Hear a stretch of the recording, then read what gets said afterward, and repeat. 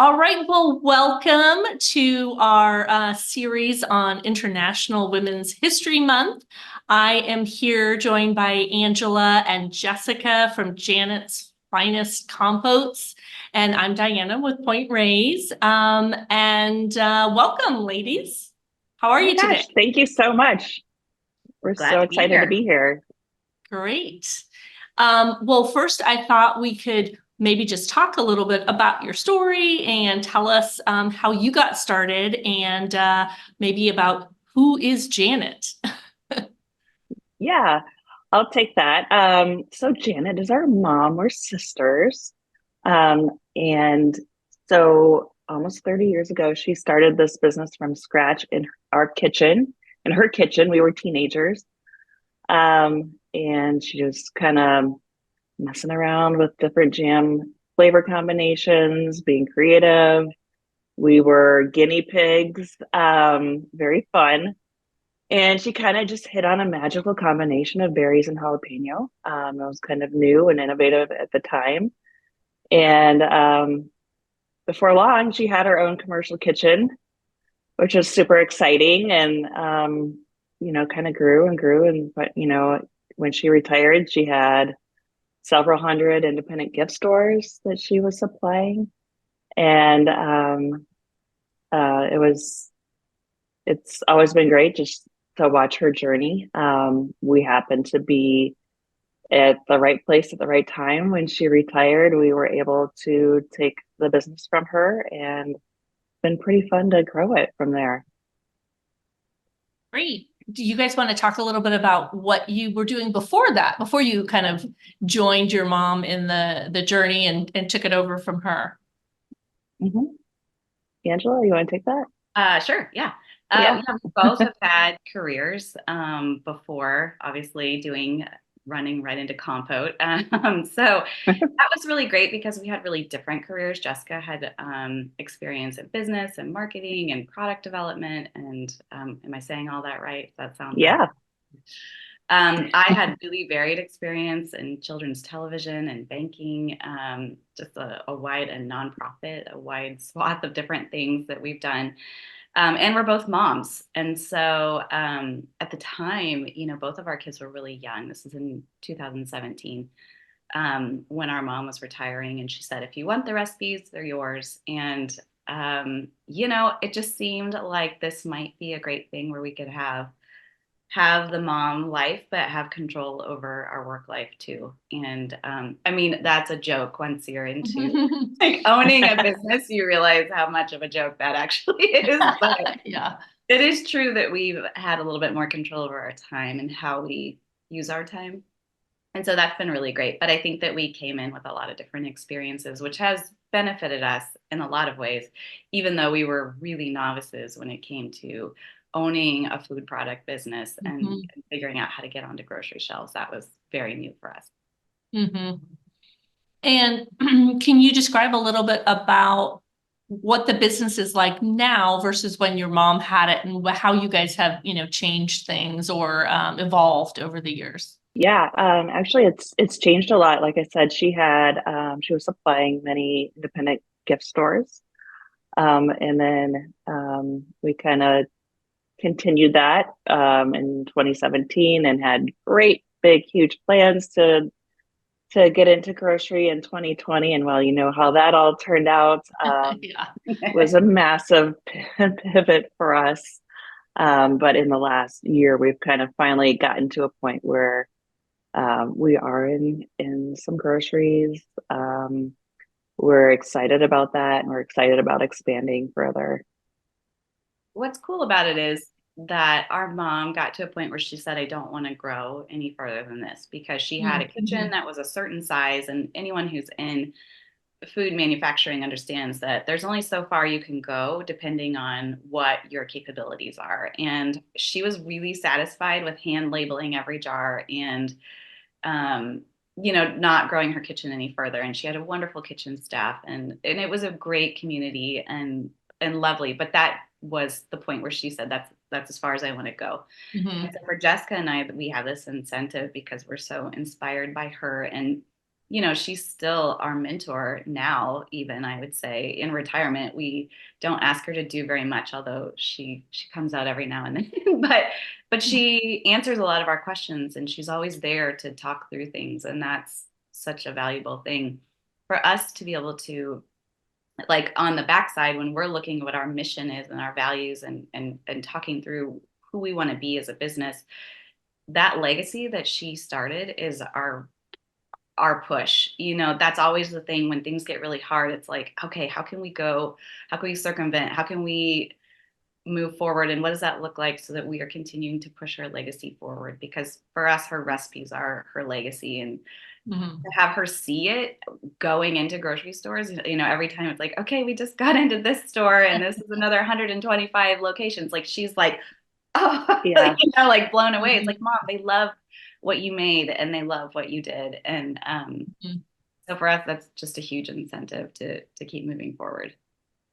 Have you guys also expanded the product line, maybe different flavorings, as you kind of continue to grow the business? The simple answer is we haven't. And the more complex answer is not yet.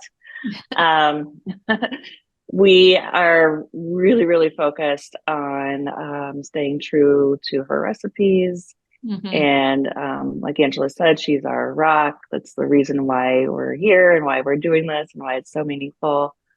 But I do think that in the future, that's definitely on the horizons. In fact, we've got a list of flavor combinations that we want to try, and actually our mom too also has some ideas. So it's kind of Mhm. cool to like collaborate with her on that. So stay tuned. Yeah. We have 8 flavors that we have released, but we actually have a few more of hers in the vault, is what we Oh, call them. okay. So that are already tried and true, that we're just kind of holding on to Sure. also. So I don't know. We'll see. Yeah. TBD, Diana. Yeah. Okay. Well, I know your jams go great with cheese. And you know, it's been great that we were able to partner up with you guys with the raspberry jalapeno flavor, and then also getting into and her favorite Yay. things. Certainly a big, huge thing for us. Can you guys talk about how it's impacted your business and your life since getting featured in there? Okay, I'm gonna pull in really here. First, I have to Yeah. say, we just joined the grocery space, if you will, like little over a year ago, and the women in cheese, including you and your sisters, have blown us away. And the acceptance and the kindness and the just ability, even though we're a jam product, to feel so known and cared for as a business also, but as people, is amazing. And for Point Raised to even consider putting us in the Oprah box was a magical thing and unexpected for sure. It was the first year we've even known each other, although it feels like we've known each other a lot longer. Yeah. Um, it has been amazing. Just the reception of people who are finding us from the Oprah box, and the way that we're getting online orders that we could really look at and say, yeah, that was because of the Oprah, you know, Mhm. stamp of approval. And of course, how crazy it was for all of us, you guys included, to actually fill all of the orders that were coming in from Oprah. Well, it was, yes, challenging to say the least. And I think once we had gotten all of the gift boxes, at least the holiday ones that, you know, shipped out in January, it was like, phew, okay, we can kind of, you know, rest a little bit. So, but it continues to kind of have a lot of different legs, as we still have the gift backs on there, and people are still finding us, I think, because of Oprah. So it's been a great journey, and knock on wood, we might maybe be able to do it again. You I never owe her. know. Yeah. Great. Okay, so let me, you know, kind of dive into a couple of the questions. I think we've covered a few things, but let's kind of go through these and see what else we can uncover. Tell us about a pivotal moment in your career journey in the food industry that made you kind of realize your passion and purpose, if there was one.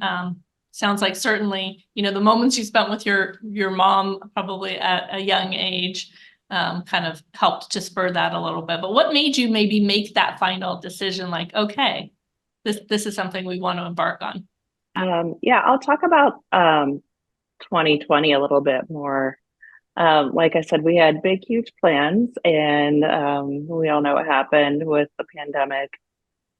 So we went through plan B, plan C, plan D, as everything unfolded. And the silver lining really was that was the year that we discovered the cheese board industry. Instagram was taking off. Everybody was entertaining in small groups and at home, certainly not in a lot of restaurants. And we really connected with that community and just the artisan cheese community in general during that time. And it really started very innocently. We sent a whole bunch of samples out to cheese board makers, and they were making these beautiful boards that were going on to Instagram, and things were blowing up. And the biggest thing wasn't just being on Instagram, but it was finding that community. The community is so supportive, mostly women, mostly mothers. And it just felt like the right place to be at the right time for us. And it kind of is like, oh, that's where we belong. We belong with that community. I don't know if you have more to add, Angela, but yeah, no, I agree with that. I think that was the point, 2020, 2021, where we were like, oh, we have something here, because our mom's customer base was getting older. They were about the same age as her, and that's great. And it's our customer base too. Everybody is our customer base, but I think that our product has always skewed women. Like, women really like our product. And I think that our story and who we are, just being authentically ourselves via Instagram, in the same way that this cheese board community was, and these women are still, we could relate and we could connect, and they were like, we love your products. And there was just a lot of positivity, sort of like us encouraging them and them encouraging us in an entrepreneurial way that we all pushed each other. And a lot of them have brick and mortars now, where they were doing completely different, again, similar to us, had different jobs, were doing different things, and they have now opened brick and mortar from these little cheese board businesses that they started at home during COVID. And in some ways, though, we don't have a brick and mortar like we do, because that's what the grocery stores are. And so we've walked this path with these women who are very similar age to us, very similar, lifestyle as us, and the value of good food and inspiring food, and the way that we can live a full life, by trying delicious food as part of that. I mean, it's silly, but it's not. It's like those little joys, Yeah. We'll talk a little bit too about going into business with your sister. I obviously can relate to that. And I know there's, challenges that come with it also, but, I don't know if you made a conscious decision to go into business with your sister. Was that always the plan? And then how has that kind of evolved over time? Have you, I'm guessing I can speak for myself, that, there are definitely good and I don't want to say bad, but challenges of working with your family when, you kind of get into these roles that you played growing up. And so, yeah, talk about that a little bit. I think we went into this with our eyes wide open. We didn't know if it was going to work, being sisters and being in business together, because we obviously had never done that before. It's one thing to have a family picnic and be friends and have fun. It's a totally different thing to be in business and looking at your forecast and, just facing challenges and working through problems together. And I will say that it has not always been smooth, but at the end of the day, it has brought us closer together than we ever thought that it would. It's been awesome. Mm-hmm. I don't know. Maybe you don't agree, Ange, but I agree. Yeah. We like to say that, our, vision is aligned and our goals are aligned. And, you have that shared history of growing up together and all that your parents kind of passed on to you. But it doesn't mean every day that, we're going to agree on everything. But at the end of the day, we're sisters. We're going to, still stay close. And so even though it has its ups and downs, it's, been a great thing for all of us to go on this journey together. Yeah. Yeah. I don't think Yeah. I would ever look back and say, I wish we hadn't done that. Like, that doesn't seem reasonable. I don't think we would ever do that. No, it's been great. It has. Of course, it's challenging. It's hard. I mean, Sure. in some ways, I think Business is hard work, right? yes. I'm like, Yes, exactly. almost rather own it with a family member who at the end of the day I've got to make peace with than Mhm. someone who's not my family. Yeah, hard to true. work with. I don't know. Well, you touched on this a little bit, but maybe talk about the balancing between the business and family life and how you guys manage that between the two of you. I know you don't have many people, on your staff, so you're doing a lot of different things. So maybe you can kind of talk about how you really balance all of that. Yeah, we're really the arms and the legs at this point, and that's okay. That's all right with us, but it's really us.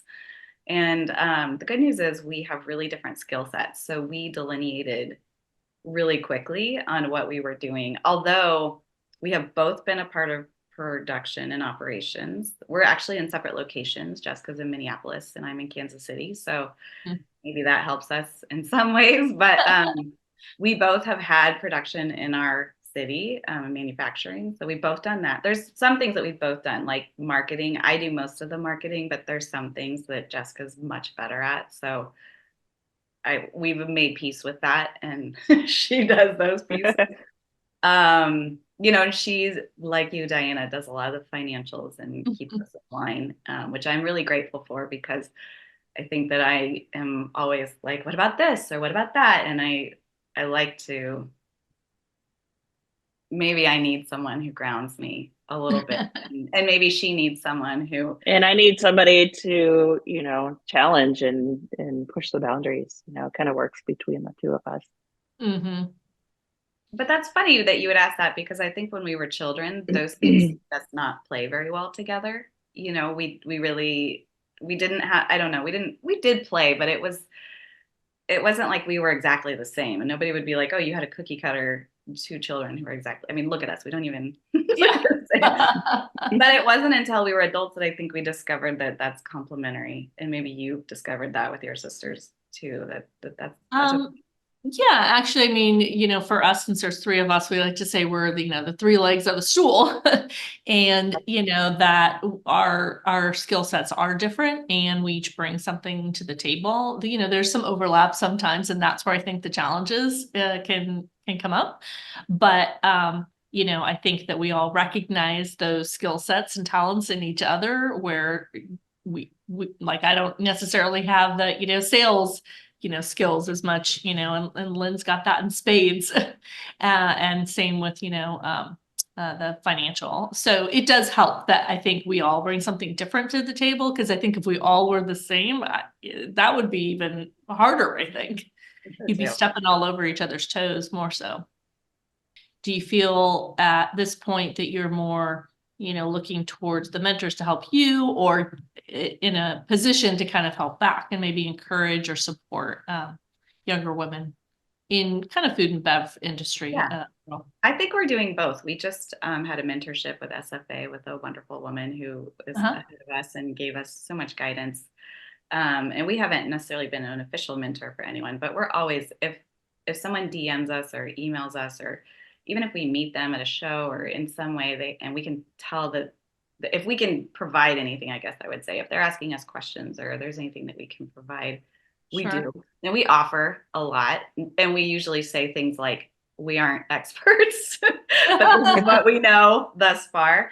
Because I mean, I think giving to each other is cyclical, the community. And it's a cycle of being poured into and then pouring down and cycling around, I think.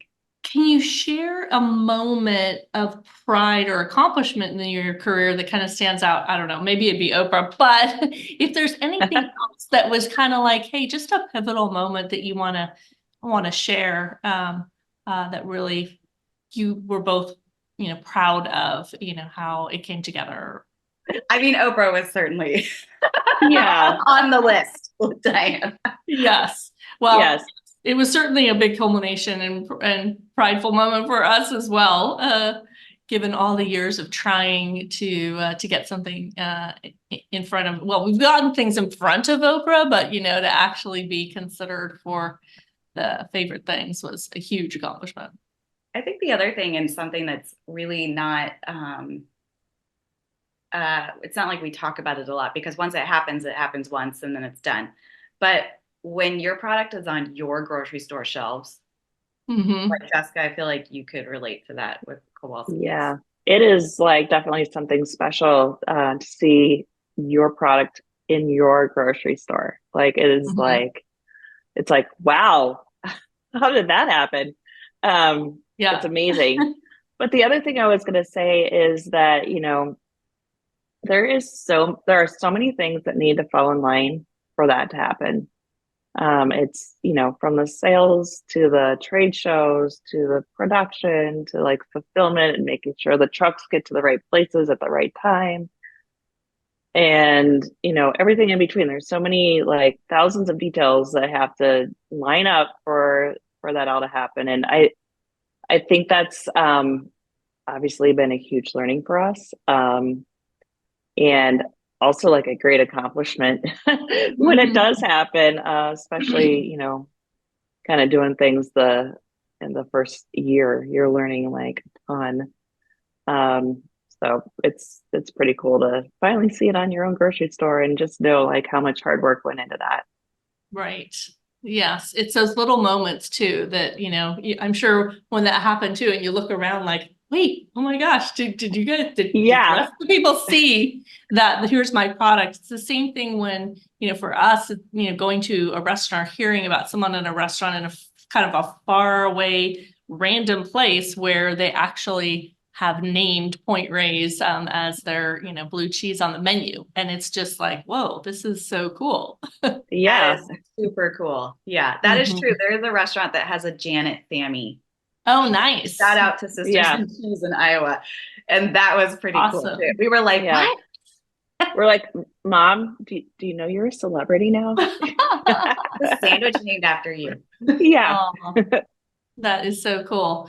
Well, I just have to say that, having only met you guys a couple of times, that it was very meaningful and meant so much to me that when I was giving on the panel at American Cheese Society, that you guys came and were like my cheerleaders, because I was so nervous about that and thinking that no one was going to show up, and you guys were there from the beginning, and I just so appreciated that. So just in terms of women supporting women, it was meant a lot to me. So just wanted to say thanks for that. Of course. Yeah, you did great.